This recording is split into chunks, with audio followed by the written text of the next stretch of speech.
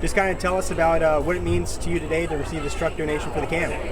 Yeah, we had a bunch of different people that we worked with, and had come around. There's 4 or 5 different operations got together and did a pickup truck, and they're giving it to Victory Junction. And it's one of those deals that it don't go directly to the kids, but indirectly it will, because that's what moves everything around, makes everything so that we got everything ready for the kids when they get here.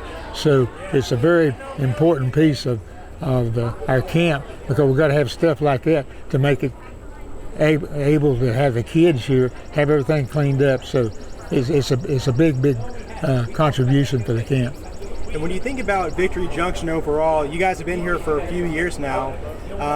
What does it mean to you to have this camp here and to keep on giving year after year? Yeah, well, we've been here like 20 years, and we started 20 years ago, so we're celebrating our 20th year. And in the camp and the outreach and stuff that we do, we've seen like 125 or 30,000 kids that normally don't get to go in any kind of camp. They can't go to church camp, YMCA, because of their affliction. They come here, they spend a week, and from that standpoint, they get to see other people that's got the same problems that they have. So a lot of times they think they're the only people in the world that has that problem. They come here, they make friends, and then when they leave, there's so much communication with these people because they've made friends that has the same problems they have. Now, the camp was made in memory of Adam. What do you think that Adam would say if he was still with us today, just kind of seeing all this? Adam would go berserky on this deal. It was something that, him and his dad had go to Florida and seen one of the camps that Paul Newman had down there. And so he come back and, he's like 18, 19 years old, and started looking for some land, and then we lost him in a car accident. And then, once with everything settled down, the family got together and said, this is something that Adam would eventually got done. And so we'll just go ahead and start working with it right now. So we got with the racing, with the drivers, with NASCAR, with the fans, with the sponsors, and everybody just jumped on board.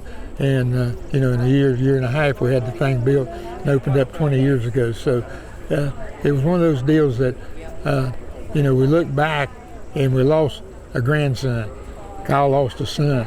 But the big deal is look at all the people that he's made happy and give them a new chance in life that they might have not have had without the accident happening.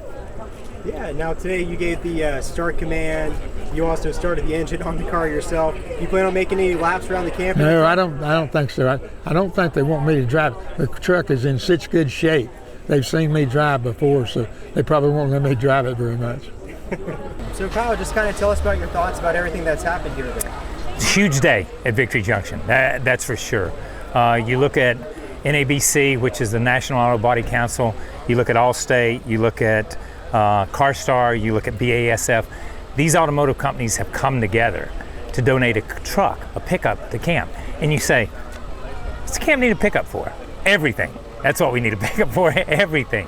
And by us not having to go buy a pickup, we can send probably 10, 15, maybe 20 more kids to camp, which is good. So it is a phenomenal day at camp when you see our automotive partners in the racing industry who step outside their comfort level and step outside their boundaries and do something like this. It's a special day. Yeah, and of course your family's been pretty instrumental about putting this camp on. Yeah. What did it mean to see some of the campers here today to take everything all in? Listen, in what I said, it's not our camp. People a lot of times refer to this as the petty camp, and we did build it in memory of my son Adam. But it's not our camp; it's their camp. The camp only exists so these kids can come to camp. It doesn't exist for Kyle Petty. It doesn't exist for Richard Petty. It's just a piece of land with some buildings on it. But when these campers come, they bring a heart and a soul and a life to this camp that is not here any other time. So it's their camp, and that's what it means. It means everything. It is a very humbling experience to sit in front of them and be able to speak. And when you think about the creation of this camp, of course it was made in Adam's memory. What would you think that Adam would say seeing everything here today? He'd be making fun of us because he would say it's way too big a deal. You know what I mean? And sometimes I feel the same way. It is way too big a deal. It's made of us and made of what goes on. I think he would be very humbled. And I don't think there's a single camper that's ever come through this gate that he wouldn't absolutely be in love with. When you kind of take a step back at everything that happens here, what would you say is your favorite part about this camp? My favorite part's the kids. That's it. You know what I mean? Bar none. Look, I love that building behind you, and I love these buildings back here, and I love when they bring the hot air balloons and when they have horse rides and all this stuff. But it's when a kid comes for the first time, and a kid catches a fish for the first time in his life. He may be 9 or 10 years old.